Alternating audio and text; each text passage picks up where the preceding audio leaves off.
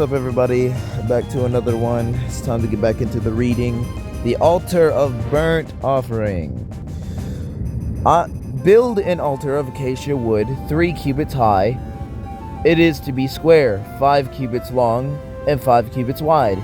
Make a horn at each of the 4 corners, so that the horns and the altar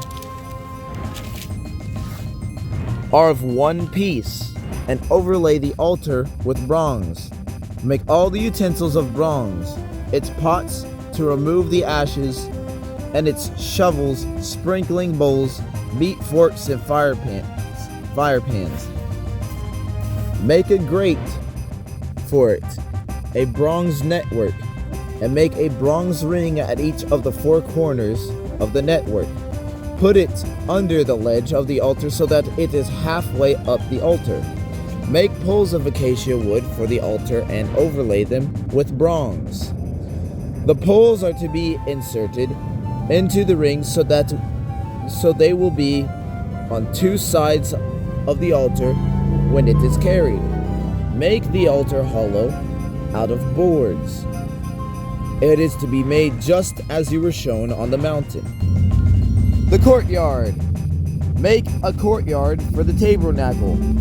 The south side shall be 100 cubits long, and is to have curtains of finely twisted linen, with 20 posts and 20 bronze bases, and the silver hooks and bands on the posts. The north side shall also be 100 cubits long, and is to have curtains, with 20 posts and 20 bronze bases, with silver hooks and bands on the posts. The west end of the courtyard shall be 50 cubits wide, and have curtains with 10 posts and 10 bases. On the east end toward the sunrise, the courtyard shall be 50 cubits wide. Curtains 15 cubits long are to be on one side of the entrance, with the 3 posts and 3 bases. And curtains 15 cubits long are to be on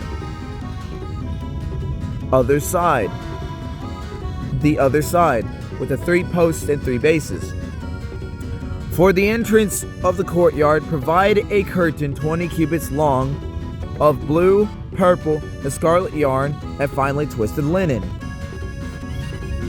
the work of an embroiderer, with 4 posts and 4 bases.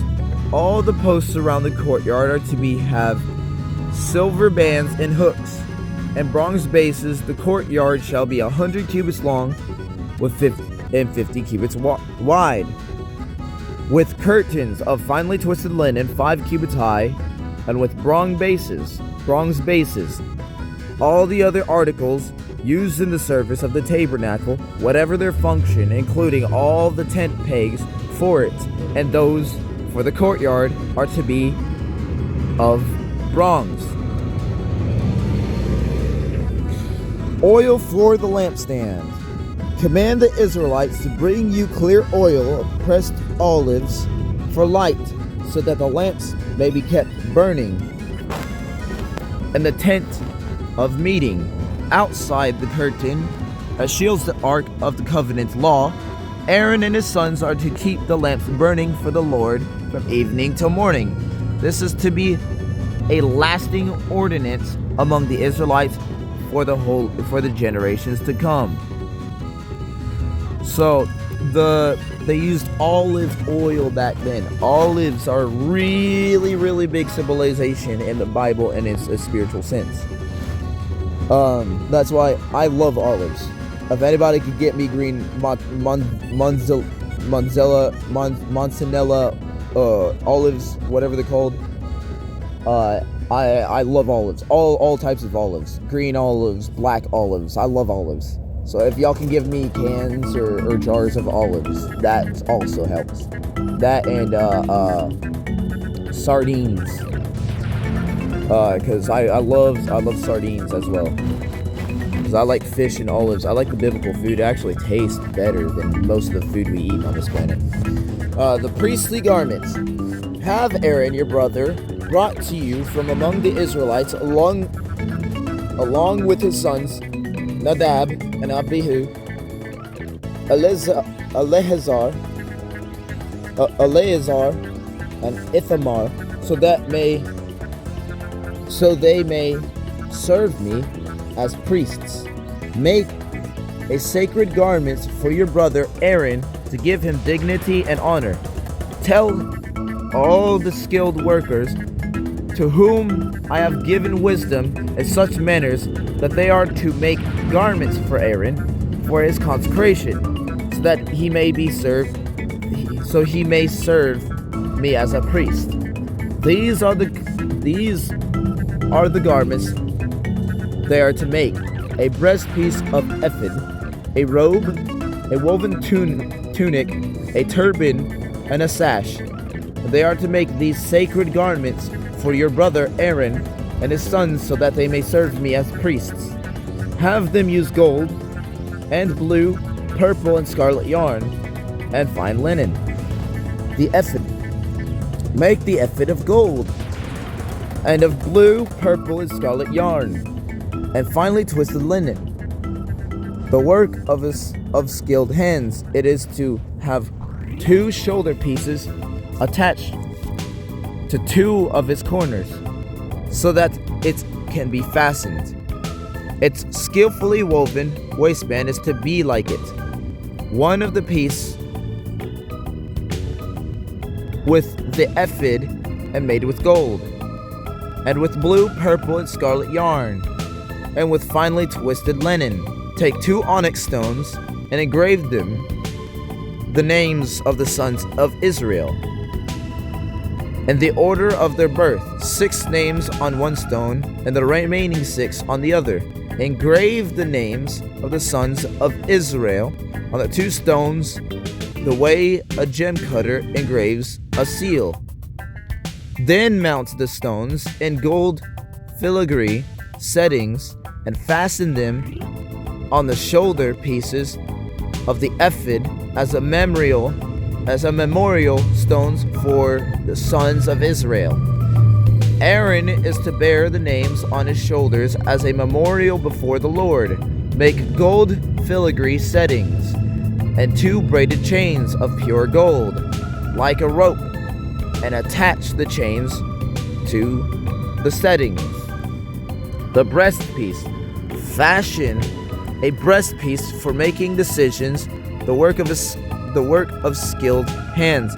Make it like the ephod, of gold and of blue, purple, and scarlet yarn, and of finely twisted linen. It is to be square, a span long, span wide, and folded double. Then the mount 4 rows of precious stones on it. The first row shall be carnelian, chrysolite,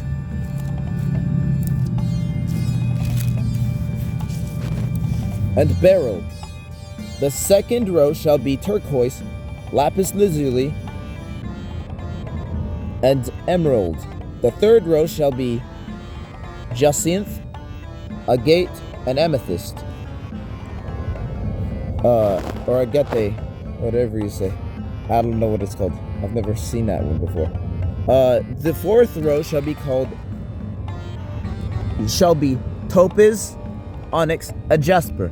Among them, in gold filigree settings, there are to be 12 stones, one for each the names of the sons of Israel, each engraved like a seal with the name of one of the 12 tribes. For the breastpiece, make a braided chains of pure gold, like a rope.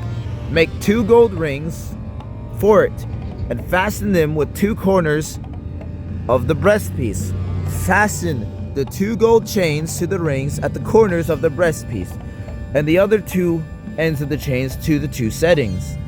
Attach them to the shoulder pieces of the ephod at the front. Make 2 gold rings and attach them to the other corners of the breastpiece on the inside edge next to the ephod. Make 2 more gold rings and attach them to the bottom of the shoulder pieces on the front of the ephod. close to the seam just above the waistband of the ephod. The rings of the breastpiece are to be tied to the rings of the ephod with blue cord, connecting it to the waistband so that the breastpiece will not swing out from the ephod. Whenever Aaron enters a holy place, he will bear the names of the sons of Israel over his heart and the breastpiece of decision as continuing memorial before the Lord. Also put the Urim, and the Thummim in the breastpiece so that they may be over Aaron's heart whenever he enters the presence of the Lord. Thus Aaron will always bear the means of making decisions for the Israelites over his heart before the Lord. Other priestly garments. Make the robe of ephod entirely of blue cloth, with an opening for his head in the center. There shall be a woven edge like a collar around this opening, so that it will not tear. Make pomegranates of blue, purple, scarlet yarn around them of the robe, with gold bells between them. The gold bells and the pomegranates are to alternate around the hem of the robe. Aaron must wear it when he ministers. The sound of the bells will be heard when he enters the holy place before the Lord, and when he comes out, so that he will not die. Make a plate of pure gold and engrave on it as on a seal, holy to the Lord. Fasten blue cord to it and attach it to the turban. It is to be on the front of the turban.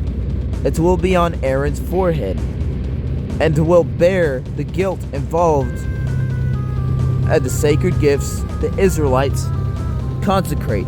Whatever their gifts may be, it will be on Aaron's forehead continually, so that they will be acceptable to the Lord. Weave the tunic of fine linen and make the turban of fine linen. The sash is to be the work of the embroiderer.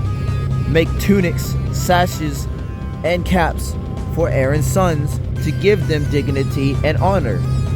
After you put these clothes on your brother Aaron and his sons, anoint and ordain them. Consecrate them so that they may serve me as priests. Make linen undergarments as a covering for the body, reaching from the waist to the thigh. Aaron and his sons must wear them whenever they enter the tent of meeting or approach the altar to minister in the holy place, so that they will never incur guilt and die. This is to be a lasting ordinance for Aaron and his descendants. Now, the consecration of priests, I will get to that tomorrow. My videos are going to be a little bit more shorter. They dropped from 30 to 20 to now 12 minutes long, because it is getting a little bit more cold outside. My battery drains really fast. And yeah, so basically that was just finishing up the make of the rest of the tables, lampstand, the rest of the tabernacle, to keep Moses' laws and that the Lord has given to them safe for years to come, for generations to come, so their descendants may always be blessed and know of God's promise that is kept for the future. So, that's all the time I have for today. I will see you guys in the next video.